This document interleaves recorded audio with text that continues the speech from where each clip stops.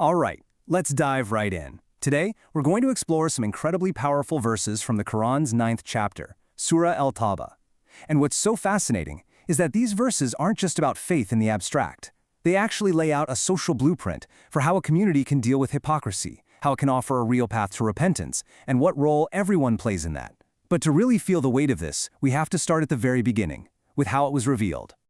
I mean, you just have to picture the scene to get it.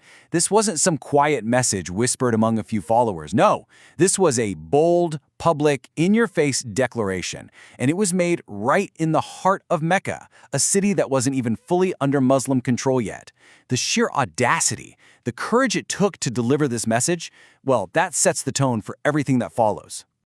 So how exactly did this chapter make its public debut? The story of its delivery is totally unique in Islamic history, and it's absolutely crucial for understanding the serious, no-nonsense tone of the whole thing. Okay, so here's the journey it took. The verses come down to the Prophet Muhammad in Medina, but they weren't for Medina.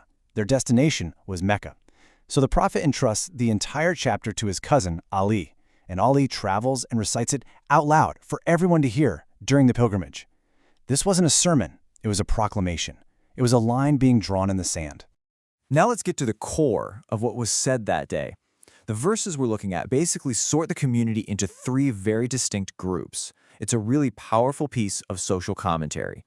So first up, the Quran establishes the ideal, right? The gold standard. These are the pioneers, the trailblazers, the early immigrants from Mecca, and the people in Medina who helped them. They're presented as the benchmark for what true faith and commitment look like.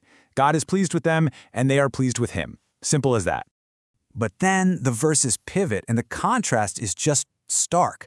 We go from the ideal believers to the hidden hypocrites. And get this, the text says they have literally mastered hypocrisy. They're so good at it that even the prophet himself doesn't know who they are. Only God knows. This paints a picture of a really deep, internal threat to the whole community. But the Quran doesn't just identify the problem and move on. It spells out the real-world consequences. It talks about a double punishment for these hypocrites, a punishment that doesn't wait for the afterlife. It happens right here, on earth. So that raises a huge question, doesn't it? What does that even mean? To be punished twice in this life for hypocrisy. We're not talking about lightning bolts from the sky. No, it's about a kind of social and internal decay that's actually way more destructive. And the source material here suggests that these two punishments are incredibly practical. They are the natural, you could even say inevitable results when a society has a gap between what it says and what it does. Let's break down what that actually looks like. These analogies just nail it. First, there's the complete loss of trust. You become the boy who cried wolf. Your words just mean nothing anymore. Then, the whole society starts to rot from the inside out. It's like a car that's shiny on the outside, but underneath, it's just rusted through. Completely unsafe. And that leads directly to the third point, humiliation. Because when a real challenge comes along, that shiny, rusted-out car is just going to collapse. But, and this is a huge but, the surah doesn't just leave us with this diagnosis of the problem, it actually gives us the cure. And that brings us to the third group of people, the ones who show us the path back to integrity. And these are the confessors. They're not perfect. The text is clear. They mixed goodness with evil. We could all relate to that, right? But what sets them apart is they stop pretending. They come forward. They own up to their faults. And by doing that, they throw open the door for mercy and for a real chance to reform. And the Quran lays out a remarkably clear step-by-step formula for this. Step 1, you have to confess publicly. Step 2, you make a sincere promise to change your ways. But it doesn't stop there. It's not just talk. Step 3, it gets tangible. You give some of your wealth as charity, to be purified. And then, the final step, you receive support from the community. And that last part is key. Because the word used for that final step is salah. Now, we all know salah usually means prayer. But here, in this context, it carries this powerful second meaning, support. It's a commitment from the leader and the community to actively help that person get back on their feet. It's not just, I'll pray for you.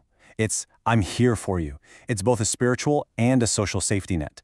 And all of this leads to the final, really powerful theme here, the idea that the whole community acts as a witness. It creates this amazing system of accountability that's both public and, well, divine. This one verse just brings it all together. It's a message to the people who've repented. It's saying, okay, Go on, live your life.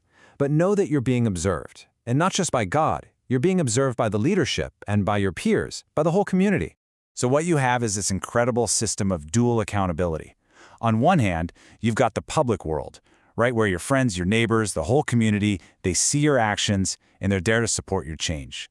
But the verse reminds you there's another level, because ultimately you're going to answer to the one who knows everything, what's seen on the outside and what's hidden deep in your heart. And so we're left with this really profound principle. Forgiveness is real, support is there, a path back is always open. But it's not a free pass, it's a process, and it's built on this delicate and absolutely necessary balance between extending mercy and holding up a standard of integrity for the whole community. And it leaves us with the big question: how can any of us in our own communities ever hope to strike that perfect balance?